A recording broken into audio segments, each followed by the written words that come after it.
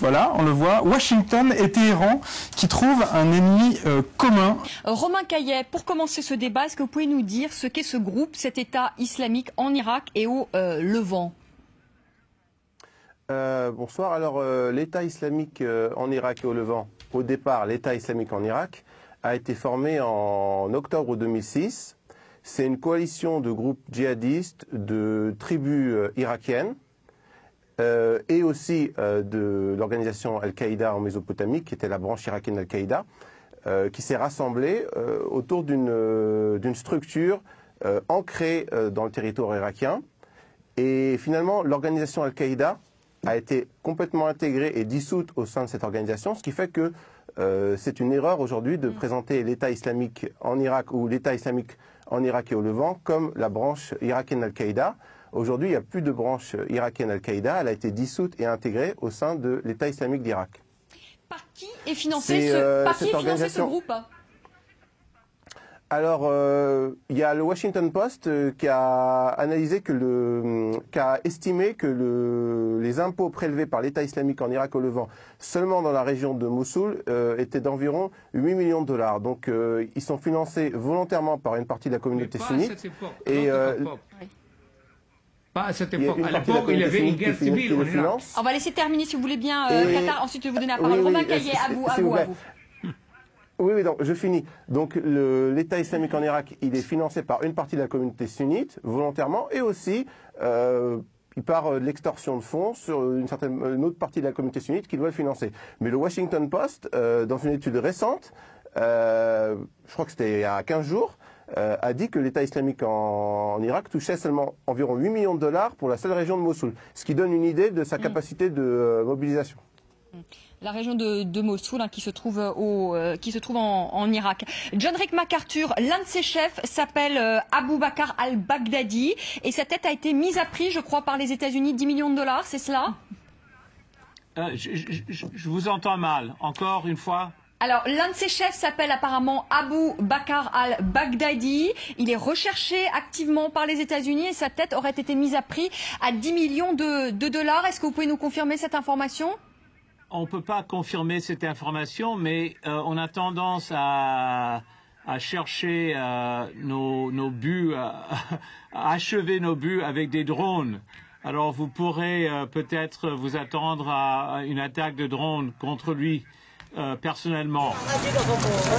L'armée irakienne prête pour une offensive majeure sur Falloujah. La ville, située à près de 60 km de Bagdad, est tombée aux mains d'Al-Qaïda. Des combats ont éclaté ce matin dans le secteur, notamment à Ramadi. Cette prise des combattants de l'État islamique en Irak et au Levant reste l'une des plus importantes victoires remportées par les djihadistes depuis le début de l'insurrection. De son côté, Washington soutient Bagdad, mais écarte l'hypothèse d'envoyer des troupes. L'armée iranienne a par ailleurs proposé son aide à l'Irak pour combattre ses militants. De son côté, Washington soutient Bagdad, mais écarte l'hypothèse d'envoyer des troupes. L'armée iranienne a par ailleurs proposé son aide à l'Irak. De son côté, Washington soutient Bagdad. S'il veut bien s'afficher chez nous, voilà, on le voit, Washington et Téhéran qui trouvent un ennemi commun en l'État islamique en Irak et au Levant. Voilà, c'est un article de Marc Daou qui montre que Iraniens et Américains s'inquiètent de la montée en puissance fulgurante, je cite, de ce groupe djihadiste qui est également actif en Syrie. Deux soutiens de poids pour le Premier ministre chiite Nouri al-Maliki, comme vous avez dû en débattre ce soir. Et ce qui est ironique dans tout cela, c'est que l'Amérique vient aujourd'hui à la rescousse d'un gouvernement irakien qui est aussi corrompu, aussi violent que celui de Saddam Hussein. Les prisons de Bagdad débordent de prisonniers accusés sans mandat, etc., sans procès. C'est une véritable tyrannie. Seule différence, c'est que le gouvernement de Maliki est plus faible que celui de Saddam Hussein, ce qui permet aux islamistes radicaux de faire la guerre plus facilement. Alors, la meilleure chose pour nous, ça serait de parler tranquillement avec les sponsors, avec les Iraniens et avec les Saoudiens pour essayer d'arranger une conférence de paix. Parce que sans ça, il n'y aura pas la paix. Je suis tout à fait d'accord. Qatar Abou Diab, ensuite à vous, Romain Caillet. Oui, je suis tout à fait d'accord avec cette analyse. Sans l'engagement de toutes les forces régionales dans un effort d'apaisement, il y aura toujours ces conflits sunnites-chiites qui va quand même imploser toute la zone et peut-être qui va menacer toutes les entités et mettre en cause les frontières existantes. Donc, les États-Unis, qu'est-ce qu'ils ont fait? Les États-Unis, en prenant l'Irak et l'Afghanistan, ont fait de l'Iran une grande puissance régionale. Et ils ont quand même confié à l'Iran la tâche en Irak. Le fait qu'en 2010, en Irak, c'est Ayad Allawi, avec une liste plus ou moins laïque nationale, qui a gagné les élections, et les Américains ont laissé les Iraniens imposer Nouri al-Maliki comme chef du gouvernement en Irak. Il se comporte comme un Saddam Hussein bis. Donc il y a de la responsabilité régionale, mais comme il a dit le sénateur McCain et l'autre sénateur Graham, il y a une responsabilité spéciale des Nations Unies de laisser l'anarchie derrière elles en Irak. Romain Caillet, oui, allez-y justement, oui, vous qui voulez réagir, allez-y, allez-y. Je pense que, selon moi, il faudrait abandonner les lectures complotistes de part et d'autre.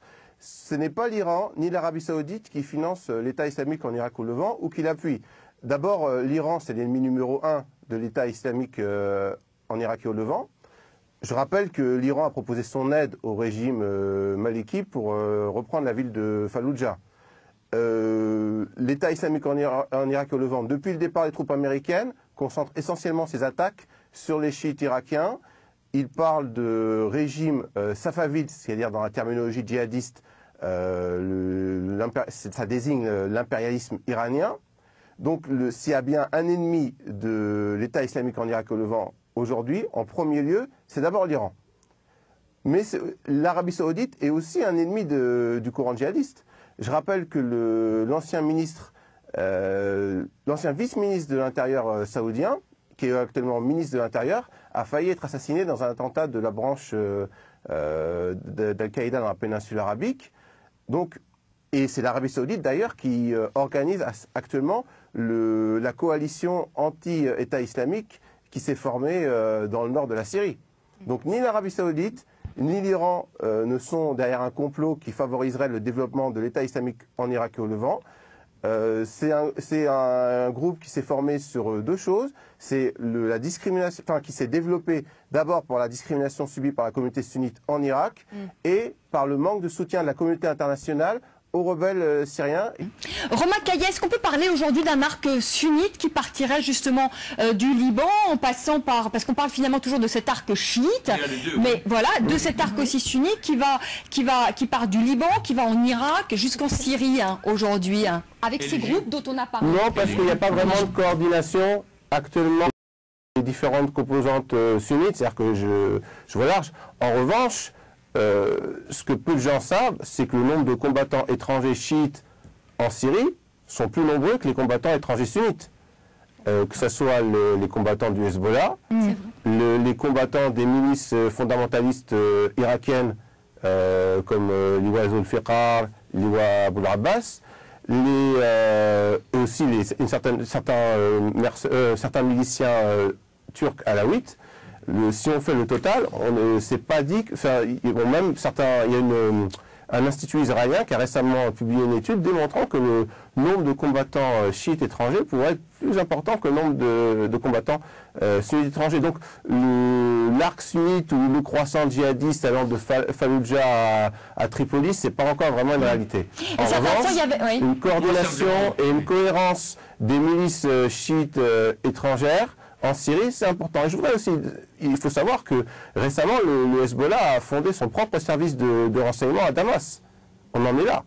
Écoutez, face à un axe dirigé par l'Iran, très solide, dirigé exactement par le général Qasem Soleimani, l'homme de passe d'armes chargé de cette zone Bilad al-Sham, et face à cet axe très solide, avec il gouverne Damas. Pourquoi? Le premier cercle du régime syrien est vraiment dépendant de cet axe.